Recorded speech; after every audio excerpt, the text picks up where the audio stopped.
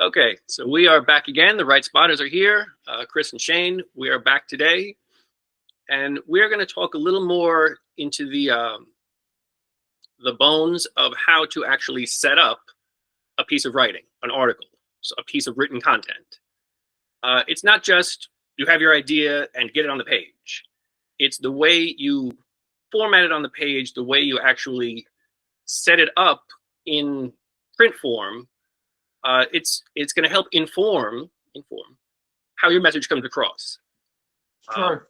A lot of formatting will actually come down to, like, it depends on what you're writing about, depends on where you're writing, but a lot of similarities will be crossed over from medium to medium.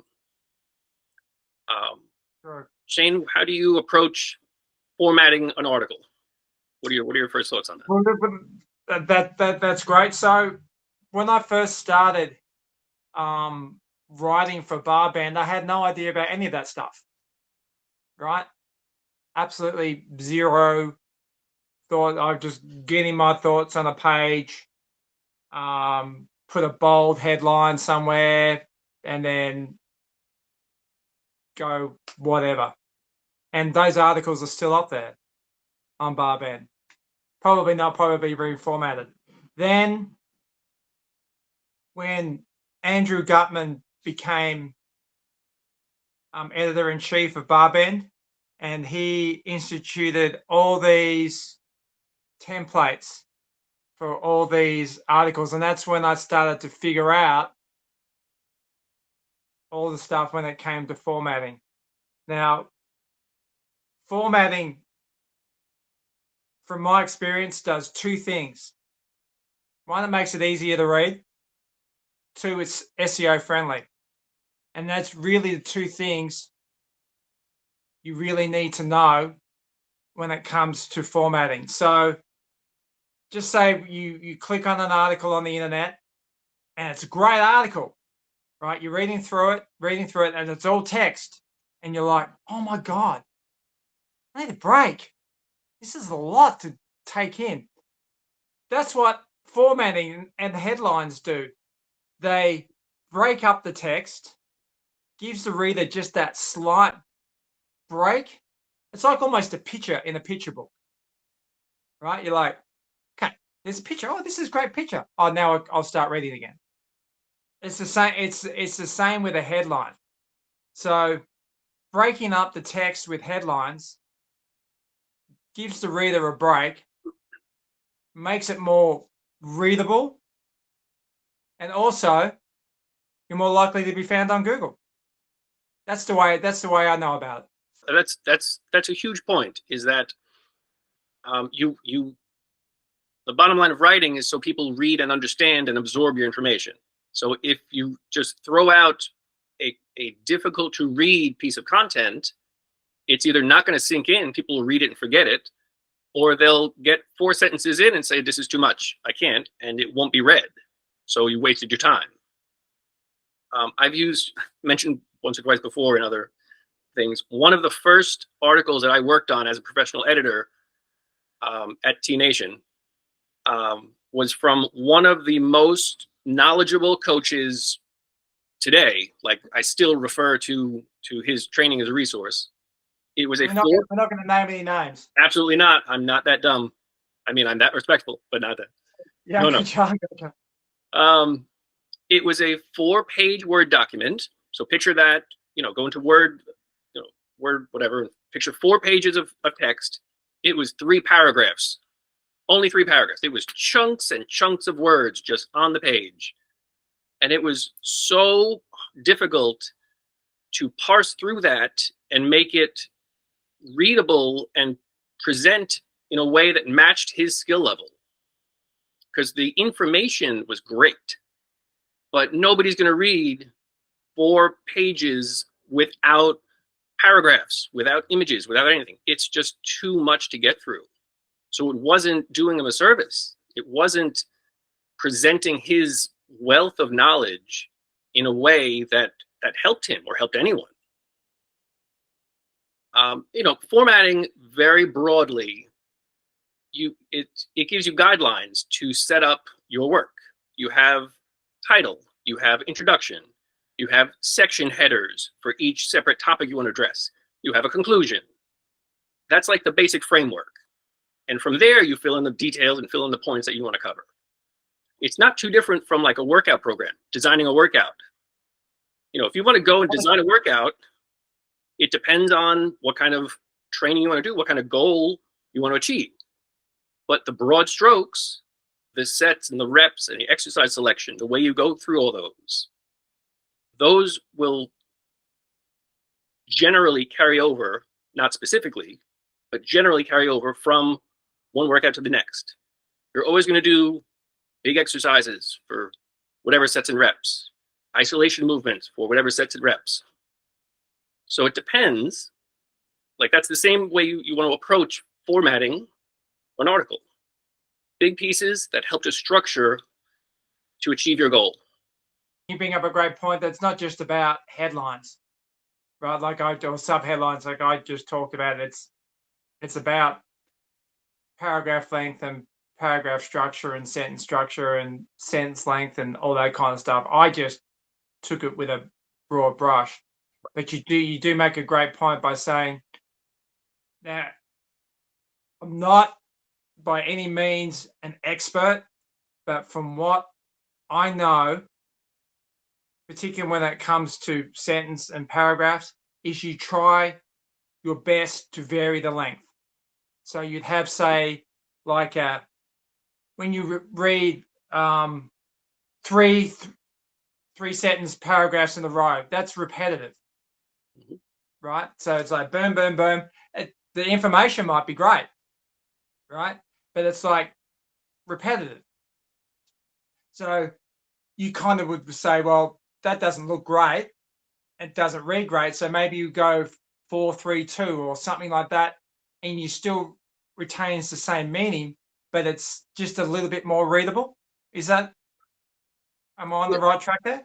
I think you are. There's a famous quote, or it's a piece of writing. It's a piece of written content by Gary Provost. I'm almost positive that's his name. And it's called, "This sentence has 5 words." This sentence has 5 words. And take a second, Google it, read it. It's an essay, essentially, about how to avoid boring writing. And yes, if sometimes it's an unconscious thing where you just write a certain way and your sentences end up a certain way.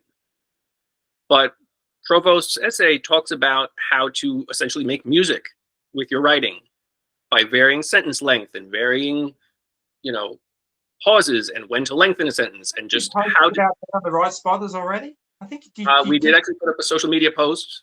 Yep. Yeah. On that, yeah, I remember. Now I remember that. Yes, I remember that. We posted that in last month in March. Yep. Yeah. So find us on social. Find that post. At the Right Spotters. But yeah, so sentence length is one thing.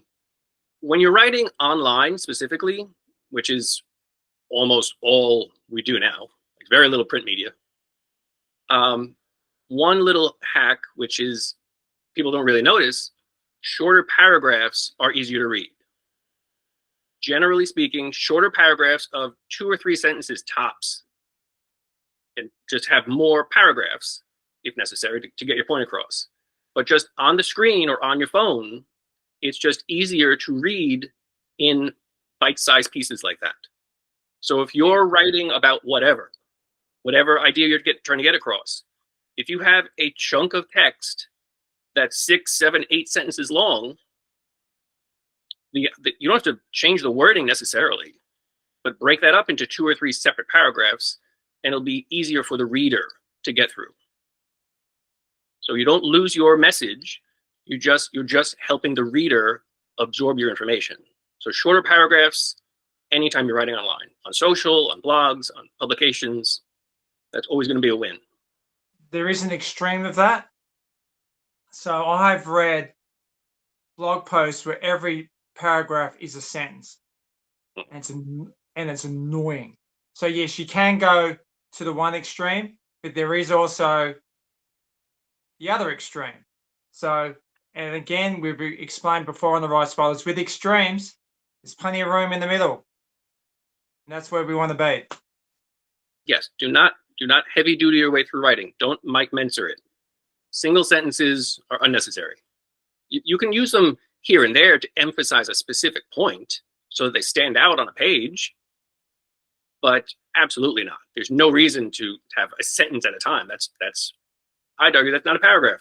That's just a sentence. Yeah. So Yeah, don't give me. for me, that's annoying. When I It is. read every sentence is a separate paragraph, and it's like, dude, you can put those two together. It's all good. Yeah. And it's the same with sentences. Sometimes people avoid the use, and this goes into the sentence structure. They avoid the word "and." It's like they stop it short, and then they go completely into another sentence when both those sentences are meant to be together. I know that's a separate subject, but again, don't be afraid to vary your sentence structure as well, right? By just using conjunction words, right? Yeah. That's what they're there for. It is. Conjunction, junction, what's your function? Let's see who No gets that singing. I'm not no singing. one. What? Oh, yes. So I think part of that also comes to people trying too hard. And it kind of comes back to what we've said a lot of times is write the way you speak. And I don't always speak like this. Sometimes I'll talk like this, and then we'll just ramble, and it'll just go into another section, and I'm just talking point after point. So if you naturally talk and communicate with longer sentences, don't be afraid of doing that. If you know, Shane is a big fan of telling people to read, and I need to read more. But Edgar Allan Poe was, if you read any of his stuff, loved commas to extend his thought. Would do if you read some of his work, and it's not a homework assignment, it's just a commentary, but it would not be uncommon to read a chunk, a very long piece of text with 6 or 7 commas in it. You get through and you're like, that made sense. It sounded natural, old-timey, because it's 200 years old. But it's just getting that flow. Don't be afraid to play with your writing to a point. Part of that comes from practice and just getting more comfortable with the skill of writing, knowing what you can and can't do. Just like in the gym, you play around with exercise technique, you figure out what you can and can't do. It might not look the same, probably not going to look the same as another person's. You know, your overhead press isn't going to look like mine, but we're both healthy, we're both safe, we're both strong. That's cool. Just go. Learn as you go, and you'll figure it out along the way. But you have to practice it and get comfortable with it. I have an SEO function on my blog, and one of the things that counts against me is too many sentences over 20 words. So I get too many 20-word sentences and I have to shorten it.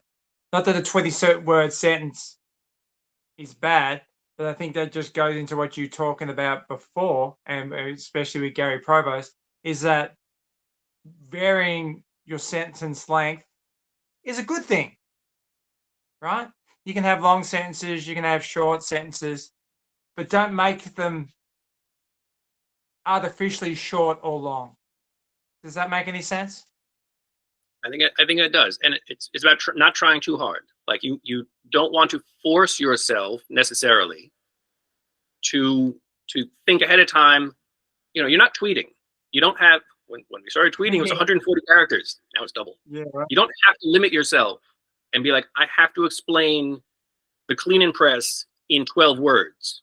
You're not going to do it. Yeah. You're gonna skip over so much information that what you end up with isn't worth writing, because you don't want to sacrifice, you don't want to compromise information for technique. If that makes sense. Yeah. Yes. And then again, this is probably a little bit more advanced stuff, but it is still worth noting, right? And it's still something that Chris and I still have to work on. Right. So it's not that we're not speaking from the mountaintop here, right? We have people edit our work and criticize our work as well. And this is a couple of things that come up, and this is why we're expressing it here. So we are not definitely speaking from the mountaintop, baby. We're speaking from the ground. Well, we're speaking from real world experience. Yeah. We're speaking from being there, done that.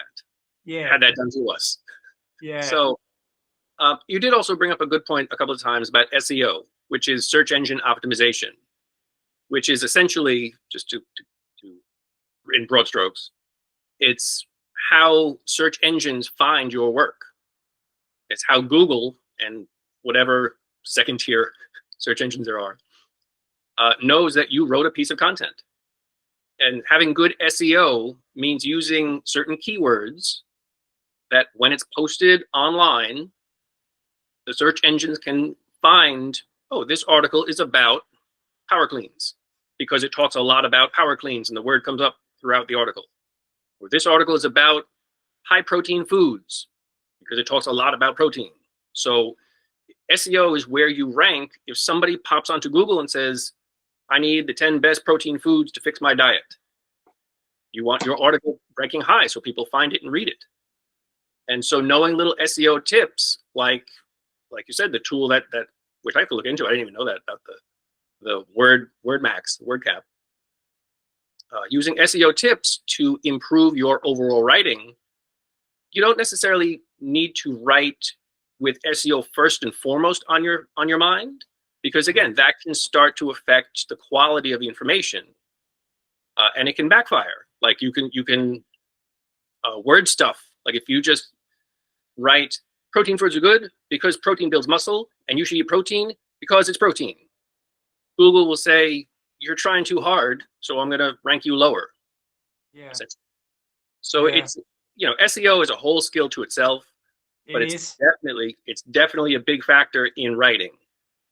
And it'll come naturally to a point. You can polish it up to a point, but it's something you need to be aware of for sure. I think a great starting point is where I mentioned before is using headlines and subheadlines, right? Another thing, my blog and my WordPress, the SEO thing, they don't like text between subheadlines to be longer than 300 words. I know that seems rather arbitrary, and it is, but I think that provides a guiding point for the beginning writer, for their own blog, and for writing for other blogs, is keeping the length between headlines at a certain length, whether it be 300 words, 200 words. Again, that goes into breaking up the text and making it more readable. That's something I've learned from blogging. I mean, and blogging is self-publishing. It's doing your own work. It's not relying on, I need to go and get published on a site. Anybody can start a blog, and any fitness writer, any trainer who wants to be a fitness writer really probably should just start your blog. You don't have to publish it. You need to write. Any real writer will say, write a bunch of stuff, even if it doesn't see the light of day. Write word for word articles that are already published, just so you can see how things are structured. You're typing the letters, you're typing the characters. Just write and get used to writing, and bring back blogs. I'm a huge fan, and I've explained to I see these long social media posts by these fantastic, knowledgeable coaches, and I'm just like, dude, start a blog. Nobody's going to read this, right? And they put these long descriptions on Instagram. It's like, dude, this is great info. Nobody's going to read it. Nobody. And watch the video when they scroll on past, right? Yeah. Kind of the same with Facebook as well. And I think as coaches, we get caught up into what's making money, what's profitable. Do I get an immediate return on it? Now, writing is one of those things that you don't get an immediate return on, right? It takes time to be good. It takes time to get your point across. But that time spent, if you're serious about writing, is worth it. Oh my God, so worth it.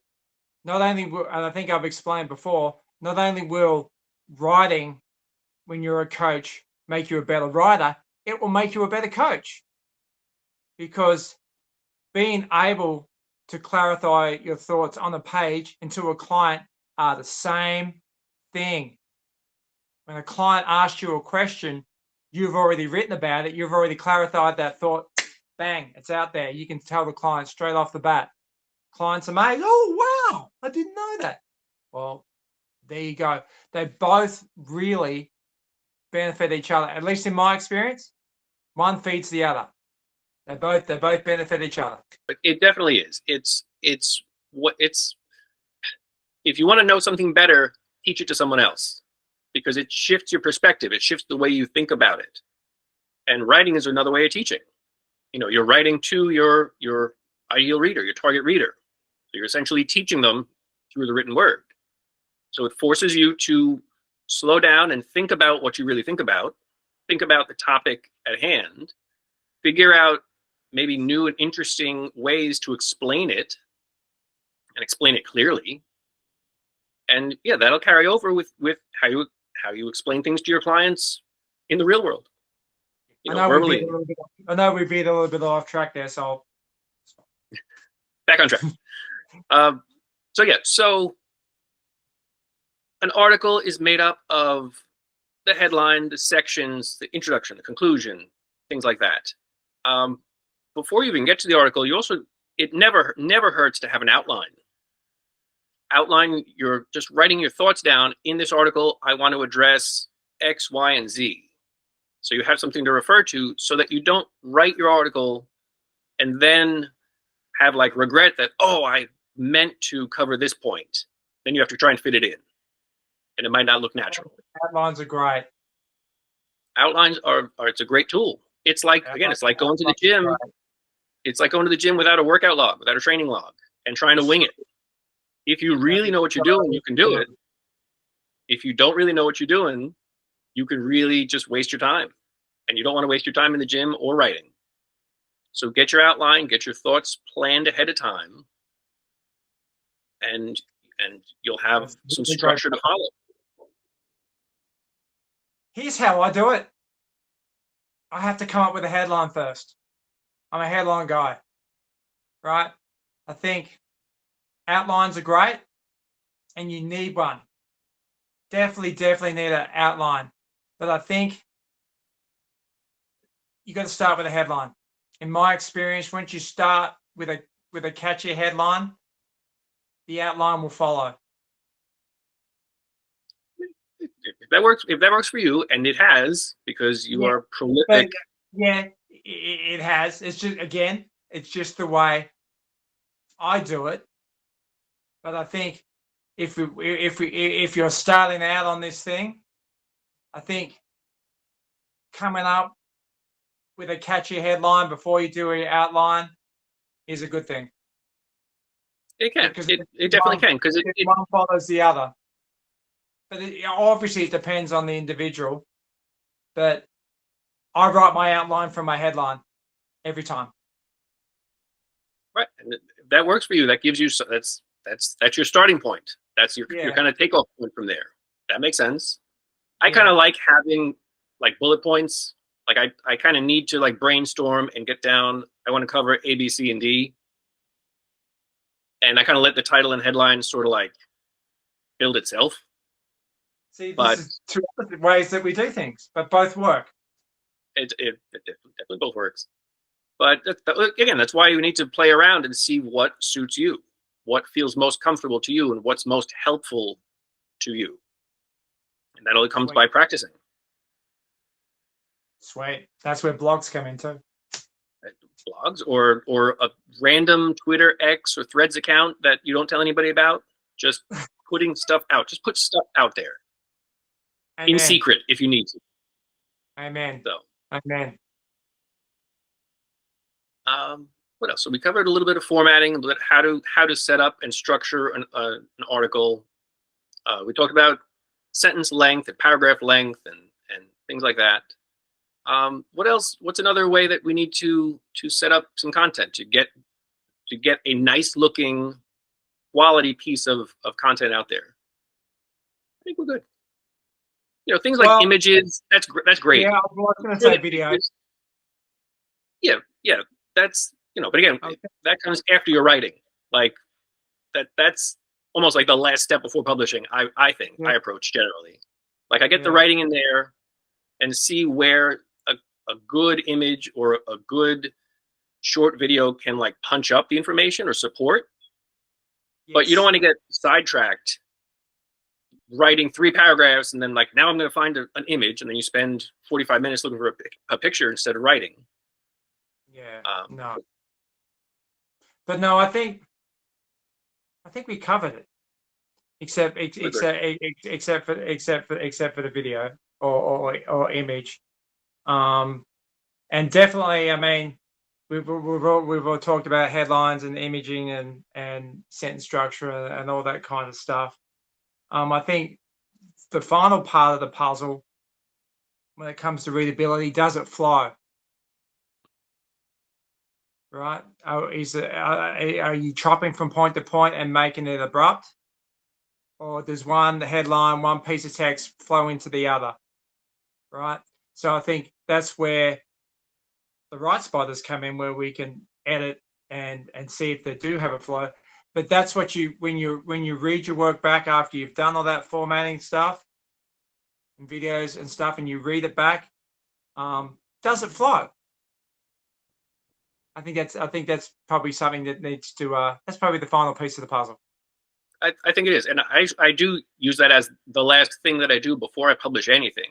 I literally read it out loud to myself, sitting in the room here, talking to my cat.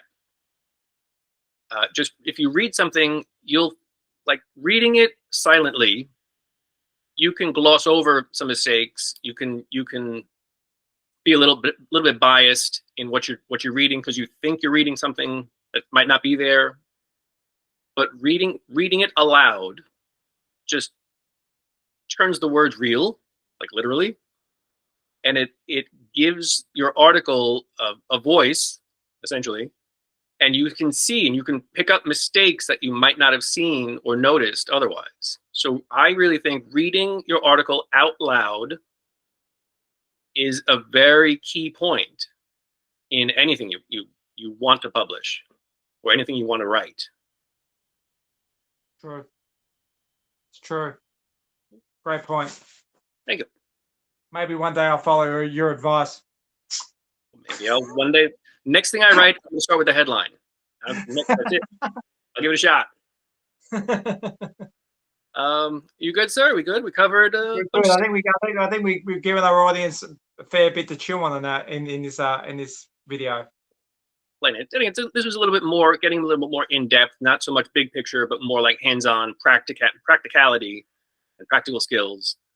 We're gonna play around with some more of this kind of stuff as we go along. Always, you guys have any questions, send them in to thewritespotters@gmail.com. It's right with a W because we're writing. Find us on Facebook, Instagram, socials @thewritespotters, and we will catch you guys next time.